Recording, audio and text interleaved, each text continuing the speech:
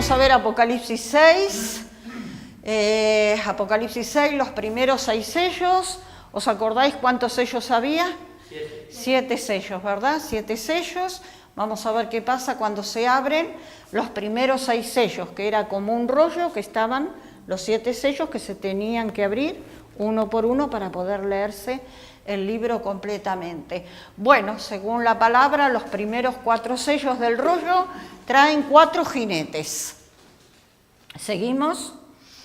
El rollo comienza a abrirse. ¿Quién lo abre? Solamente el Cordero, que era el único que tenía poder para abrirlo, y porque Juan lloraba mucho, porque nadie podía en la humanidad. En toda la humanidad no había uno solo digno de desatar los sellos y de abrirlos, solamente Jesús el Cordero. Según Apocalipsis 6, los versículos 1 y 2, encontramos que en estos sellos hay 4 caballos de 4 colores diferentes. El caballo blanco trae a un hombre de conquista, es cuando se abre el primer sello. Hay algunos escatólogos no escatólogos, lo digo mal, hay algunas personas, algunos supuestos entendidos que han dicho y han proclamado que este primer caballo blanco, el hombre de conquista que salió venciendo y para vencer, se trata de Jesús. Y eso no está bien, eso es un error, es un horror escatológico tremendo, porque Jesús viene en un caballo blanco y lo vemos que viene al final de todos los acontecimientos, de todos los juicios que se desencadenarán en esta tierra, que lo veremos en el capítulo 19. Como el diablo siempre es un imitador de todas las cosas, ¿sabéis? Sí, claro, pero ¿sabéis según la tradición cómo ascendió Mahoma al cielo? En un caballo blanco. Es un imitador de todo lo que dice el Señor o lo que está en la Biblia. Dice Juan, y vi cuando el Cordero abrió uno de los sellos y oí a uno de los 4 seres vivientes. ¿Os acordáis que los seres vivientes tenían varios rostros? Un águila, un becerro, un león y un rostro como de humano, como de hombre, ¿no? Con muchos ojos. De los 4, y oí a uno de los 4 seres vivientes, no especifica cuál de ellos, decir como con voz de trueno, ven y mira, le dijo a Juan. Y Juan dice, y miré, y he aquí un caballo blanco, y el que lo montaba tenía un arco, y le fue dada una corona, y salió venciendo y para vencer. Este versículo confunde porque parece como que es la figura de un conquistador, verdaderamente está coronado, sale venciendo y para vencer, y muchos han mal enseñado, es Jesús el que está venciendo, no es Jesús, no es Jesús. Del capítulo previo entendemos que este libro es la historia, el rollo, es la historia y el destino de la humanidad y la creación, que solo Dios, Jesús y el Espíritu Santo conocen. Y solamente Jesús, el Cordero, tiene el derecho de abrir los sellos en este libro de la culminación de la historia. He aquí un caballo blanco, algunos, quizás ellos toman sus claves de interpretación de unas películas vaqueras que de la Biblia, porque realmente este tema es un tema que se presta a muchísima confusión, entonces toman interpretaciones que son completamente erróneas, como hemos dicho. Creen que el jinete del caballo blanco es Jesús. Jesús sí regresa en un caballo blanco, pero en Apocalipsis 19, 11, 16. Ahora no es Jesús el que viene en este caballo. Pero este es un dictador satánico que imita a Jesús. Él gobierna, o sea, que le fue dada una corona. Una corona siempre nos está hablando de autoridad, de gobierno, así como los cuernos en la Biblia habla de poder.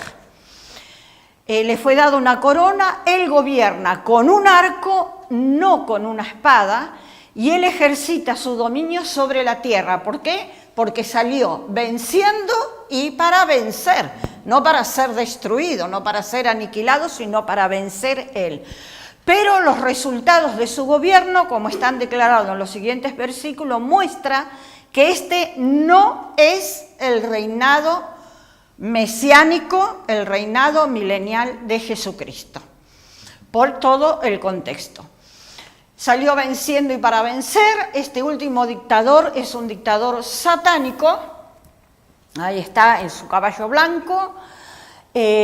Sobre los hombres será el más terrible que todos los dictadores previos. ¿Ha habido dictadores en la humanidad? Muchísimos, ¿no es cierto? Pues este será aún más terrible que todos los que han reinado o gobernado en este mundo. Él gobernará sobre los hombres como un falso Mesías y conducirá a los hombres en una organización de rebelión en contra de Dios. En el patrón de Nimrod, su predecesor. ¿Alguien conoce algo de Nimrod de la Biblia? Nimrod es un monarca de Mesopotamia, ¿qué zona abarca? Lo que sería hoy el Irán, Irak, más o menos por esa zona era la Mesopotamia. Es mencionado en el capítulo 10 del libro de Génesis. Varias ruinas preservan el nombre de Nimrod y también aparece en la Midrash. La Biblia lo presenta como un tirano impío que construyó la Torre de Babel para confundir. Él es a menudo llamado el anticristo. ¿Qué es la Midrash? Es un libro judío, ¿no? La Midrash es como un compendio de los rabinos judíos. Una cábala, ¿no? No es una cábala, es un compendio de los rabinos judíos que están muy metidos en la enseñanza de la Torá. Para lo que sería nosotros el equivalente nuestro sería para estudiar la hermenéutica bíblica. Cuando nosotros estudiamos la hermenéutica, ¿qué estamos estudiando? ¿Cómo interpretar los versículos? ¿Quién lo dijo? ¿A quién se lo dijo? ¿Por qué lo dijo? ¿En qué circunstancia? ¿A quién le escribió? La Midrash para los rabinos judíos es eso. Están interpretando la interpretación de la Torá. Eso es la Midrash. ¿Por qué? Porque ellos también tienen sus escritos judíos, aparte de la Torá y de los profetas y de los salmos, tienen sus escritos judíos, que se llama la Mishnah, que la Mishnah es la traducción oral de lo que ellos entienden de lo que viene de Dios. Entonces, para poder hacer un compendio lógico de lo que la Torá está enseñando, Dios está enseñando a través de la Torá, ellos tienen la Midrash y por supuesto que la consultan hasta el día de hoy y también aún la rectifican. Seguimos. El escenario político y social de hoy en día está ciertamente listo para el surgimiento de tal líder político. Lo que hablamos ahora mismo, lo que está pasando. Ahora se ha reunido, creo que en esta mañana, muy temprano, que se han reunido todas las personas prominentes de la ONU para intervenir en lo que está pasando en el problema en Jerusalén. Y esto no va a quedar en agua de borrajas. Esto va a haber una consecuencia. Europa necesita un solo líder político para unificar ideas políticas, económicas y sobre todo religiones. Todo lo que está esperando es que el Señor lo permita en su tiempo, después de que Él tome a su iglesia de la tierra. O sea que esto nos está enseñando lo urgente que es el poquito tiempo que queda para que Jesús venga. Ahora vosotros sabéis, dice Pablo en 2 Tesalonicenses, y ahora vosotros sabéis lo que lo detiene, a fin de que a su debido tiempo se manifieste. ¿Quién se tiene que manifestar? El hombre de pecado, todo lo que la Biblia los llama. ¿Y qué es lo que lo detiene?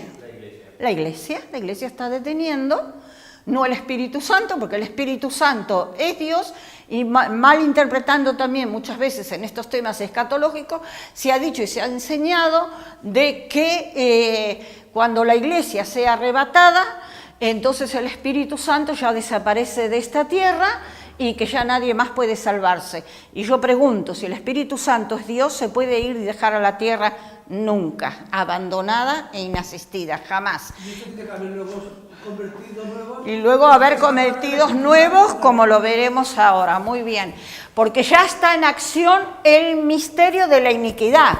Si cuando Pablo escribió esto, estaba en acción este misterio de maldad, porque iniquidad significa maldad, si ya estaba en acción esta maldad, ¿cuánto más ahora? ¿No? Porque ha pasado muchos siglos. Solo que hay quien al presente lo detiene hasta que él a su vez sea quitado del medio, por medio de Jesucristo cuando venga a reinar en su milenio. De manera significativa, el primer sello trae a este dictador hacia la prominencia. No pensemos que es un angelito. Viene a destruir, viene a conquistar. Hombre temeroso. Entendemos que la semana número 70 de Daniel 9 empieza cuando este dictador confirme un pacto con los muchos, refiriéndose al pueblo judío. El pueblo judío, el pueblo hebreo, está necesitando imperiosamente firmar un pacto de paz. Me llamó la atención mirando las noticias de estos días que tanto cuando presentaban todo esto de la embajada, que tanto Donald Trump como otra persona, prominentes políticos, estaban hablando de paz. Y la Biblia dice, cuando digan paz y seguridad, entonces vendrá el fin. Y en estos días se está hablando mucho de ese tema. Estas próximas semanas nos pueden dar sorpresas muy, muy grandes. Seguimos. La otra, Raúl, porfi. El versículo 3 y 4... El primero era blanco, el caballo rojo trae guerra y conflicto. Se abre el segundo sello de los 7. Cuando abrió el segundo sello, oí al segundo ser viviente, no al primero, que decía, ven y mira, le decía Juan. Y salió otro caballo bermejo o rojo. Y al que montaba le fue dado poder para quitar de la tierra la paz. Algo que ya lo estamos experimentando. Ya no hay casi, exacto. Y que se matasen unos a los otros y se le dio una gran espada. Perdón. Este jinete no necesitó traer guerra y destrucción. Todo lo que él necesita hacer es quitar de la tierra la paz. Una vez que esta paz, que es regalo de Dios para el hombre, es quitada, los hombres se apresuran con guerra y con destrucción. Es que es así. Es que es así. Seguimos. Le fue dado poder al jinete del caballo rojo. Esta autoridad le ha sido dada al jinete. ¿Quién le ha dado esta autoridad? Gracias. Porque he estado hablando mucho adentro también con las chicas. ¿Quién le fue dada esa autoridad? ¿Lo ponemos ahí? Claro, Dios mismo le da la autoridad, porque directa o indirectamente es un juicio de Dios. Los 7 sellos son juicios de Dios. Entonces este jinete tendrá autoridad dada por Dios mismo. ¿Y para qué? Para que se matasen unos a los otros. Porque la iglesia de Cristo ya fue arrebatada. Y aquí quedan solamente los incrédulos, los que nunca quisieron escuchar, los que nunca se rindieron a Cristo. Se matasen unos a otros. Pone nuestro estudio, vivimos en la era de la guerra y el conflicto, sí. Desde la Segunda Guerra Mundial ha habido más de 150 guerras de un tipo o de otro en la Tierra. Eso es mucho. Y en un tiempo dado podría haber 3 docenas de conflictos armados quitando miles de vidas al año. Las naciones del mundo gastan más de $1 trillón en gastos militares al año. Todo el mundo quiere paz, pero todo el mundo se arma para la guerra. Y es paz gracias al temor, ¿no? Decía uno por ahí. Sí. Bajo temor. Sí. Claro, y eso también lo estuvo promocionando el expresidente de Estados Unidos, Barack Obama, que ahora está saliendo todo a la luz, de cómo envió millones y millones, lástima que no tengo aquí la cifra completa, a Irán para armarse, y ahora están nuevamente con el tema del plutonio y el uranio. Versículos 5 y 6, el caballo negro trae escasez y desigualdad. El tercer sello se abre. Cuando abrió el tercer sello, oí al tercer ser viviente que decía, ven y mira. Y miré, dijo Juan, y aquí un caballo negro. Y el que montaba tenía una balanza en la mano. Ya no tenía un arco, ya no tenía una espada, tenía una balanza. Y oí una voz en medio de los 4 seres vivientes que decía, 2 libras de trigo por 1 denario y 6 libras de cebada por 1 denario, pero no dañes el aceite ni el vino. Este es un versículo que ha dado mucho dolor de cabeza a los escatólogos para poder interpretarlo. Sí, ese era el caballo negro. El tercer jinete se refiere a una gran hambruna que tendrá lugar, que ya está empezando, porque sabéis que en el África hay gente que no come más que un cuenco de arroz y que en países como en Corea del Norte se están comiendo cadáveres para poder subsistir, hierbas, raíces de los árboles, de las plantas, para poder subsistir. Esto ya está empezando. Probablemente como el resultado de las guerras producidas por el segundo jinete. O sea que fue un eslabón, un desencadenar de cosas que, bueno, que va a llevar a un caos al universo, al mundo. La comida escaseará, pero los lujos, tales como el vino y el aceite, aún estarán disponibles, porque por orden de Dios así será, que no se toquen el vino ni el aceite. Las escalas simbolizan la necesidad de medir cuidadosamente y racionar la comida. Esto habla de un tiempo de escasez. Yo diría, el estudio pone de escasez, pero bueno, yo ahí suplantaría esa palabra. Será un tiempo de hambruna total, terrible. Como dice el Antiguo Testamento, que hervían y se comían a sus propios hijos. Eso va a volver. 2 libras de trigo por 1 denario, 6 libras de cebada por 1 denario. Estos precios eran 12 veces mayor que lo normal. O sea que si algo costaba una cantidad, había que multiplicarlo por 12. Esto quiere decir que costará el salario de un día para comprar los ingredientes básicos como una barra de pan, que prácticamente es todo lo que se va a poder comer, pan y agua, al principio de estos sellos, porque luego cuando vengan los sellos siguientes va a escasear el agua, no va a haber agua y no va a haber cereales para poder hacer el pan tampoco.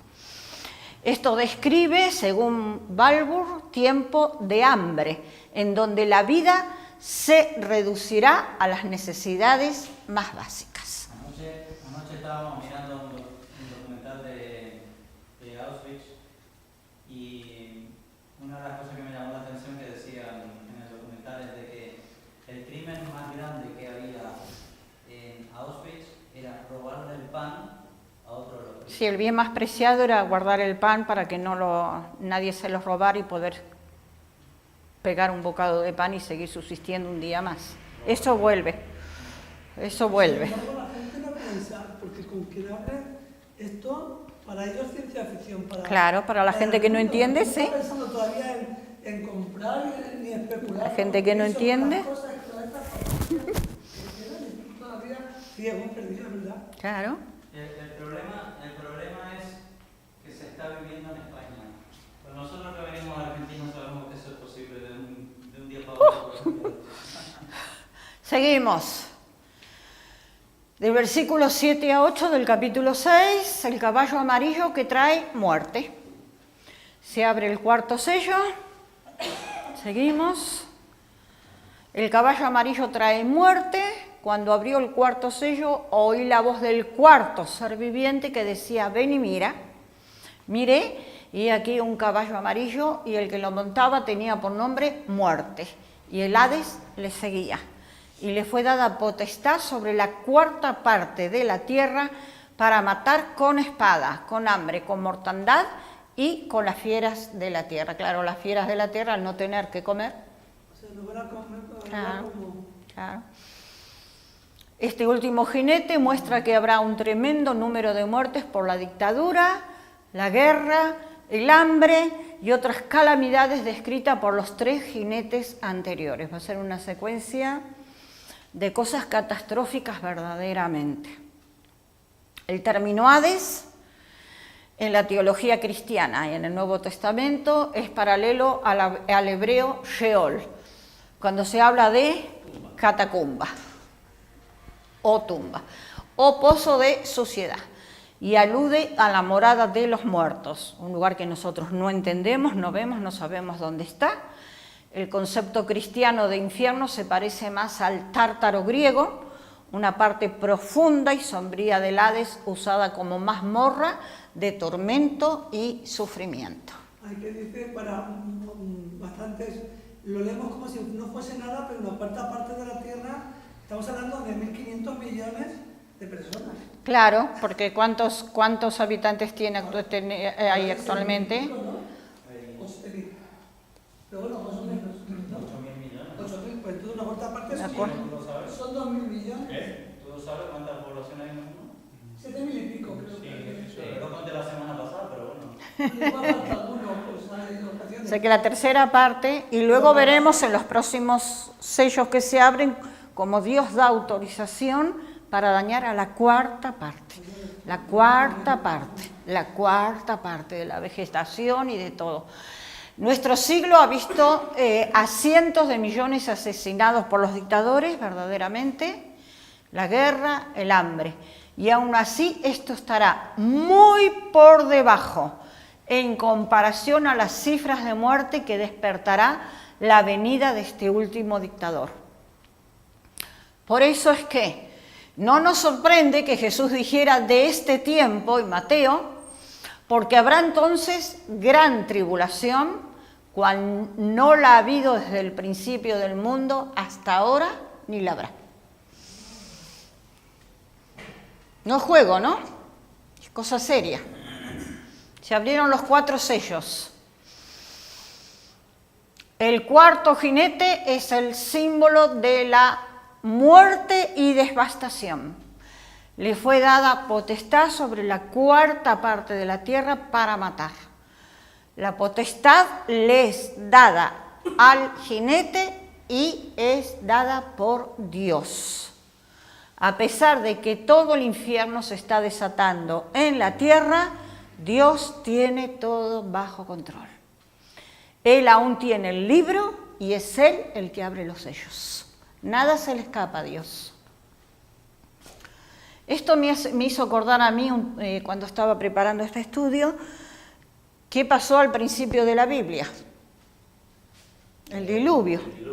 Noé predicaba. Este loco, ¿qué es la lluvia? Nunca había llovido. Se burlaron, no creyeron lo que Noé decía. Dios empezó a mandar la lluvia y hubo devastación de toda la tierra. Solamente se salvaron Noé, su esposa, sus 3 hijos y sus mujeres, 8 personas, y empieza una nueva creación. Muy curiosa, dice, y no creyeron hasta que Noé y su familia entraron, exactamente. O sea, que no creo que se tiraran una semana entrando en el arca, sino en un día que entraran ese mismo día en el arca. Hasta entonces dice que no creyeron. Sí. Pero es que cuando estaban, O sea, que fue de repente. cuando estaban entrando ya estaban empezando a chispear. Y por eso Esto corrobora con lo que dice el Señor Jesús. Dice, así estará cuando el Hijo del Hombre venga, comiendo, Bebiendo, fiesta, dándose en casamiento. o sea, en un normal de la vida, como si no pasara nada. No pasa nada. Y así es la actualización. Es actualmente, no pasa nada, todo está bien, sigamos. Y como dice un versículo, comamos y bebamos, total mañana moriremos. Ja, ja, ja, ji. Eso de un día a otro, o sea, mañana esto, No, es que no le sienta, porque yo llevo unos días ya con todo este tema, no sé, me está poniendo el Señor en mi corazón. Yo tengo unas ganas que venga que lo escucho Dios. Pero el otro día me levanto por la hora y estaban mis sobrinos que vinieron a vernos. No sé por qué me vino a decir, digo, pero así por las buenas, digo, si alguna vez veis que desaparecemos, digo, no pensáis que son los extraterrestres, ni los murcianos, ni los marcianos, ni nada. Digo, es que nos hemos ido con el Señor y Sí, no lo creen, no lo creen. Pero no sé por qué me vino, pero es que No lo pero creen. no entra, no les entra. No les entra, Pero pero bueno, sí, tienen claro. una venda sobre los ojos, están ciegos. Seguimos. Ahora abre el quinto y el sexto sello. El quinto sello trae el clamor de los mártires, según los versículos 9 al 11 de Apocalipsis 6. Y dice la palabra: cuando abrió el quinto sello, vi bajo el altar las almas de los que habían sido muertos por causa de la palabra de Dios y por el testimonio que tenían. Y clamaban a gran voz, diciendo: ¿hasta cuándo, Señor santo y verdadero, no juzgas y vengas nuestra sangre en los que moran en la tierra? Y se les dieron vestiduras blancas. Y se les dijo que descansasen todavía un poco de tiempo, hasta que se completara el número de sus consiervos y sus hermanos, que también habían de ser muertos como ellos. Que estas almas estén bajo el altar, porque dice que están bajo el altar, enfatiza que sus vidas fueron derramadas como una ofrenda a Dios. Y nos trae la idea de Levítico 4:7, que dice: echará el resto de la sangre del becerro al pie del altar del holocausto y la sangre sería derramada. Hay una conexión muy grande entre Génesis y Apocalipsis. Seguimos.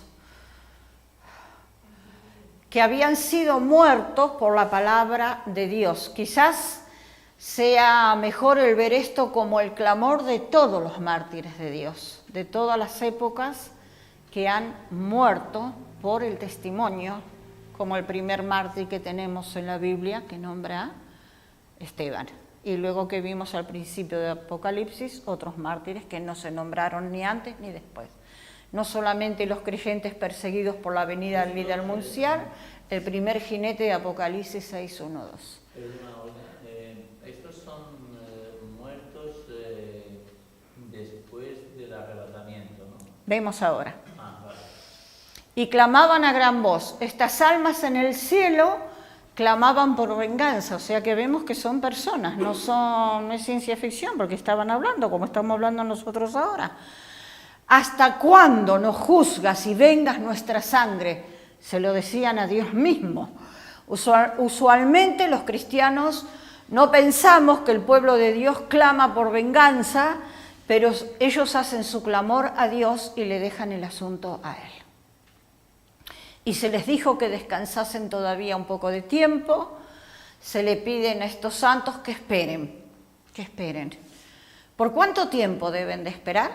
Hasta que se completara el número de sus consiervos y sus hermanos, que también habían de ser muertos como ellos. Esto puede significar que ellos deben de esperar hasta que todos los mártires señalados por Dios sean muertos.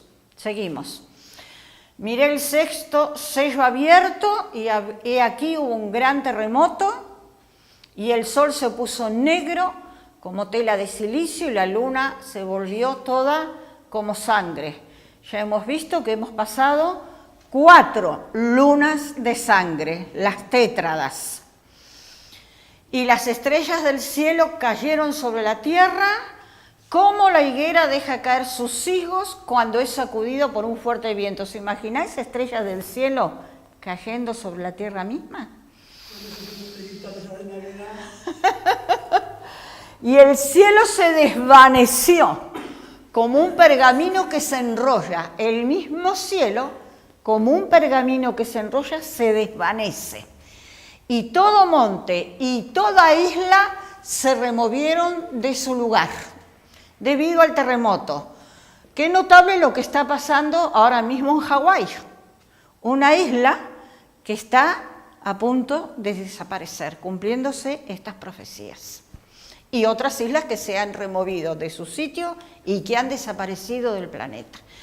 Y los reyes de la tierra y los grandes, los reyes son los gobernantes, ¿no? Y los grandes, los ricos, los capitanes, los poderosos, y todo siervo y todo libre se escondieron en las cuevas y entre las peñas de los montes y decían a los montes y a las peñas: caed sobre nosotros y escondednos del rostro de aquel que está sentado sobre el trono y de la ira del Cordero. Ahora entienden. Porque el gran día de su ira ha llegado, y ¿quién podrá sostenerse en pie? Seguimos. 12 al 17, la apertura del sexto sello trae una ruptura cósmica. En la Biblia, las perturbaciones celestiales muy a menudo están conectadas con la venida del Mesías, como lo ha profetizado Isaías, Jeremías, Ezequiel, Joel, Sofonías y Jesús mismo. Todos describen tales cosas. Vemos, por ejemplo, un pasaje de Sofonías que dice: cercano está el día grande de Jehová. Cercano y muy próximo. ¿Cuántos años antes de nuestra era habrá escrito Sofonías? Y él ponía: cercano está. Es amarga la voz del día de Jehová, gritará allí el valiente. Día de ira, aquel día, día de angustia y de aprieto, día de alboroto y de asolamiento, día de tiniebla y de oscuridad, día de nublado y de entenebrecimiento, día de trompeta, porque se tocará la trompeta, y de algazara sobre las ciudades fortificadas y sobre las altas torres. Este es uno de los versículos que es muy indicativo de que la iglesia no pasará por la tribulación, porque los cristianos no pasamos la tribulación, porque Apocalipsis lo dice, que nosotros no estamos reservados para el día de la ira de Dios. Uno de los tantos versículos. 12 al 17, la apertura del sello, lo que estamos diciendo, trae una ruptura cósmica, o como en Joel, otro versículo muy conocido que dice: el sol y la luna se oscurecerán, las estrellas retraerán su resplandor, porque grande es el día de Jehová y muy terrible. ¿Quién podrá soportarlo? Y los reyes de la tierra, y los grandes, los ricos, los capitanes y los poderosos, y todo siervo y todo libre, se escondieron. Todas las personas son humilladas de igual manera por la ira de Dios. Ahí no vale el dinero, ahí no valen las posesiones, ahí no vale la jerarquía, ahí no vale el estatus, ahí no vale el político, ahí no vale el gobernante. Todos van a ser humillados delante de Dios. Y la ira es aún más profundo porque es la ira del Cordero. Escondednos del rostro de aquel que está sentado sobre el trono, entonces clamarán. Ellos se escondieron, se esconderán, no solamente por el terror de los juicios, sino de aquel que está sentado sobre el trono. Dice el teólogo Sweet: lo que más temen los pecadores no es la muerte, sino la presencia revelada de Dios. Y ahí tendrán miedo. Seguimos. 12 al 17. El sexto sello concluye con una pregunta válida. ¿Quién podrá sostenerse en pie? Solamente los creyentes pueden estar delante de este gran juicio. Aquel que es justificado por la gracia, por medio de la fe en Cristo Jesús. Solamente nosotros podremos, al que venciere, se le dará la vida eterna, si llegamos al final. Justificados pues por la fe, tenemos paz para con Dios por medio de nuestro Señor Jesucristo, con quien también tenemos entrada por la fe a esta gracia en la cual estamos firmes, dijo el apóstol Pablo. Además os declaro, hermanos, el evangelio que os he predicado, el cual también recibisteis, en el cual también perseveráis. La importancia de perseverar en el Señor, testificando que esta es la verdadera gracia de Dios en la cual estáis, dijo Pedro. El creyente puede estar firme en el rostro de esta gran ira de Dios, porque Jesús ya ha llevado la ira que el creyente merecía. ¿Alguna pregunta? Porque terminó el capítulo 6. 7. Los 144.000. Mala enseñanza de los testigos de Jehová. El juicio que es detenido hasta que los siervos de Dios sean sellados. 1, versículos 1 y 3 del capítulo 7. Después de esto vi 4 ángeles en pie sobre los 4 ángulos de la tierra, que detenían los 4 vientos de la tierra, para que no soplase viento alguno sobre la tierra, ni sobre el mar, ni sobre ningún árbol.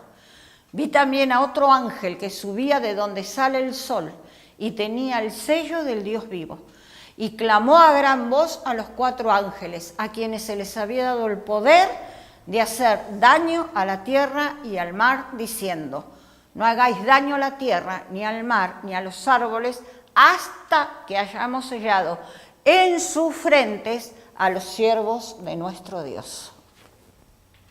En medio de toda esa catástrofe. En medio de toda esa catástrofe, sí. La frase los 4 ángulos de la tierra es una equivalencia antigua, también moderna, a la idea de los 4 puntos cardinales: norte, sur, este, oeste.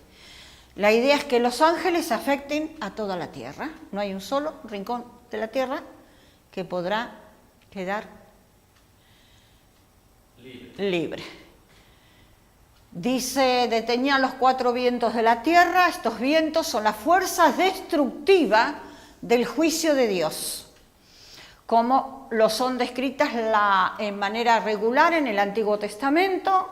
Por ejemplo, en Oseas nos da un ejemplo: aquel, aunque él fructifique entre los hermanos, vendrá el viento solano, viento de Jehová, se levantará desde el desierto y se secará su manantial y se agotará su fuente. Él saqueará el tesoro de todas sus preciosas alhajas. ¿Veis cómo vamos entendiendo un poco las profecías del Antiguo Testamento? Los 4 vientos de la tierra. Lo que no entiendo yo es, dice que cuando sella a los elegidos, pero se supone que ya estamos fuera. Sí. Entonces, ¿cómo nos va? Ahora lo vemos. Y que tenemos que ir sistemáticamente. Los 4 vientos de la tierra se puede referir a los 4 jinetes de Apocalipsis 6:1 al 8, siguiendo el patrón de Zacarías 6. En este pasaje de Zacarías también se lee 4 carruajes con caballos de los mismos colores de Apocalipsis 6. Salen a toda la tierra y se les llama los 4 espíritus del cielo. Espíritu en ese pasaje se traduce a la palabra hebrea ruaj. Cuando decimos del Espíritu de Dios es el ruaj, en hebreo ruaj kodem, el cual también se puede traducir por viento. Seguimos. Zacarías 6:1 al 8, de nuevo alcé mis ojos y miré, y aquí 4 carros que salían de entre 2 montes, y aquellos montes eran de bronce. En el primer carro había caballos alazanes, en el segundo carro caballos negros, en el tercer carro caballos blancos, y en el cuarto caballos overos sucios rodados. Overos rucios, perdón, sucios. Estoy cansada. Respondí entonces y dije al ángel que hablaba conmigo, dice, no, Señor mío, ¿qué es esto? Y el ángel me respondió y me dijo, estos son los 4 vientos de los cielos que salen después de presentarse delante del Señor de toda la tierra. El carro con los caballos negros salía hacia la tierra del norte, los blancos salieron tras ellos y los overos salieron hacia la tierra del sur. Y los alazanes salieron y se afanaron por ir a recorrer la tierra, y dijo, id, recorred la tierra, y recorrieron la tierra. Luego me llamó y me habló diciendo, mira los que salieron hacia la tierra del norte. Creo que hay una frase más, pero que es muy larga la diapositiva, ¿no? Sí, estaba tratando de meterla, pero a ver, la meto. Sí, porque hay una frase más. O sea que ya muchísimos siglos antes, Zacarías estaba hablando de los 4 caballos. Mira los que salieron hacia la tierra del norte, hicieron reposar mi espíritu en la tierra del norte. Cuando la Biblia habla de tierra del norte, ¿de qué tierra habla? De Israel, ¿no? Israel. La tierra del norte, dice Salmos, el lugar del gran Dios, el monte de Sión. Otro ángel que subía de donde sale el sol y tenía el sello del Dios vivo, y él sella al pueblo de Dios. En el mundo antiguo tales sellos eran familiares. Un rey o un dueño de una propiedad podían usar un sello para mostrar que son propietarios o para mostrar autenticidad. Y dijo, no hagáis daño a la tierra, ni al mar, ni a los árboles, hasta que hayamos sellado en su frente a los siervos de Dios. Estos siervos de Dios recibirán un sello protector en sus frentes, conteniendo de alguna manera el nombre de Dios, según Apocalipsis 4.1. Después de esto miré, 14.1, después miré y aquí el Cordero que estaba en pie sobre el monte de Sión, sobre Jerusalén, y con él había 144.000 que tenían el nombre de él y el de su padre escrito en la frente. Se refiere a los 100, si ya lo he cogido yo. Ya lo has cogido. Ya no éramos nosotros, ya son los 144. Otro ángel que subió, los siervos de nuestro Dios, dice la palabra. No, a ver, los siervos de nuestro Dios. No se nos dice exactamente su servicio, porque si son siervos están ejerciendo un servicio. No dice la Biblia qué clase de servicio. Pero los 144.000 son sellados con un propósito específico y único. Y no solo 144.000 que los testigos de Jehová dicen que son ellos los sellados. Sin embargo, la idea general de ser sellados no se limita solamente a ellos. Jesús fue sellado. Él dijo que a este señaló, sinónimo de sellar, Dios el Padre. Somos sellados con el Espíritu Santo como un pago de nuestra eventual total redención. Tenemos el sello, comprados por la sangre de Cristo. Dios, el cual también nos ha sellado y nos ha dado las arras del Espíritu en nuestros corazones. Este sello del Espíritu Santo le pertenece a cada creyente cuando ellos son salvos. Habiendo creído en Él, fuiste sellados con el Espíritu Santo de la promesa. Y no contristéis al Espíritu de Dios, con el cual fuiste sellados para el día de la redención, dice la palabra. Y el número de los sellados, esto es muy interesante, o al menos a mí es un tema que me gusta mucho. 144.000 sellados de todas las tribus de los hijos de Israel. Así que si algún testigo de Jehová alguna vez le dice que los 144.000 son los testigos, entonces hay que preguntarle, ¿pero eres israelita? No, entonces no perteneces a este grupo, porque la Biblia es clara en este tema.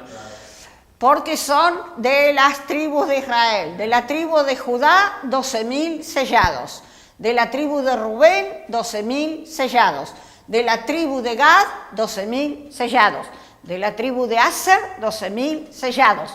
De la tribu de Neftalí, 12.000 sellados. De la tribu de Manasés, 12.000 sellados. De la tribu de Simeón, 12.000 sellados.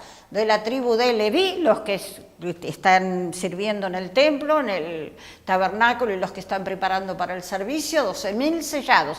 De la tribu de Isaacar, 12.000 sellados. De la tribu de Zabulón, 12.000 sellados. De la tribu de José, 12.000 sellados. De la tribu de Benjamín, 12.000 sellados. Me gustó cuando estuvimos ahora en Israel, que no sé si cuando estuvisteis lo habéis visto, que están las zonas no delimitadas, pero están los letreros de cómo fueron repartidas las tierras, que decían la región de Gad, la región de Neftalí. No prestasteis atención. Pero, Olga, lo que yo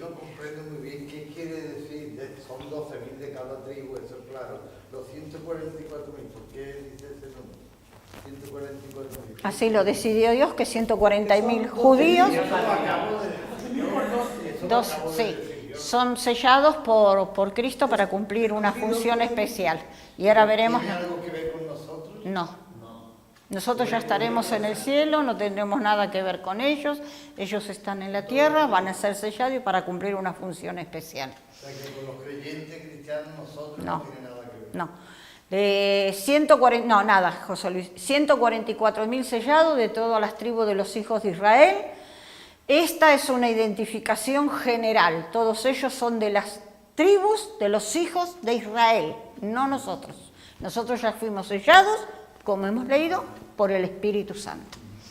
Ese sello no nos corresponde a nosotros. Étnicamente ellos son judíos y hay 144.000 escogidos.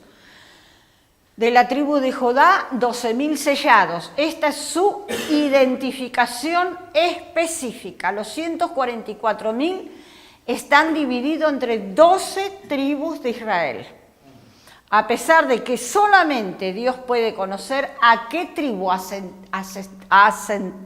ancestral pertenece, hay 12.000 de cada tribu.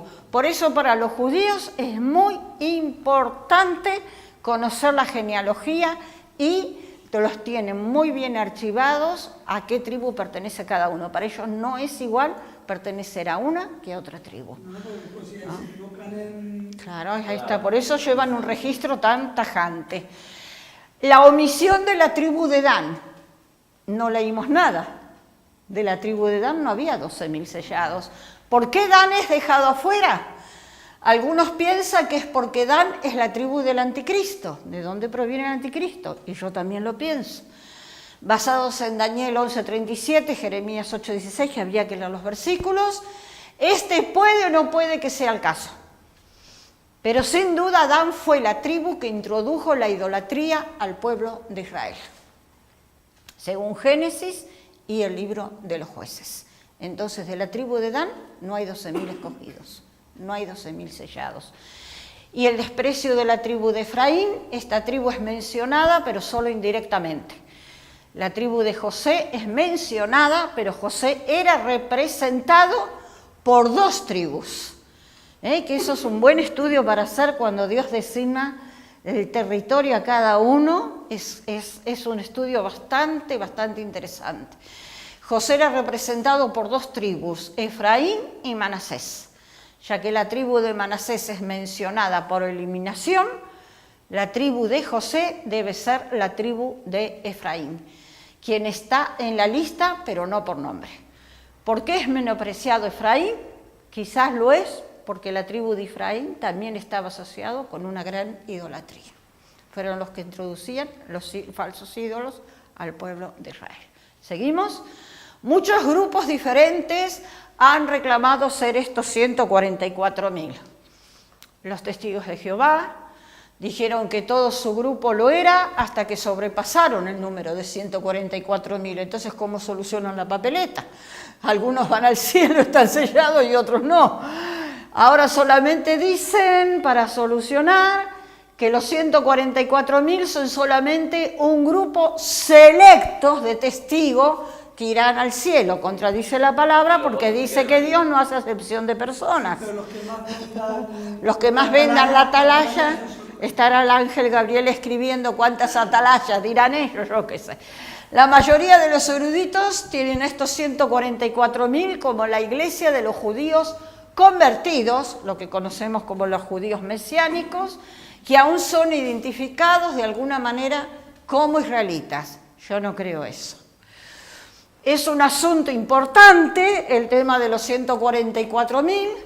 Si estos son un símbolo de la iglesia, entonces la iglesia estará definitivamente en la gran tribulación, pero sellados para sobrevivir a través de la gran tribulación. Así que símbolo de la iglesia no son. Algunos hechos sobre estos 144.000 de Apocalipsis 7 y se repite Apocalipsis 14, nos da una visión en cuanto a su identidad.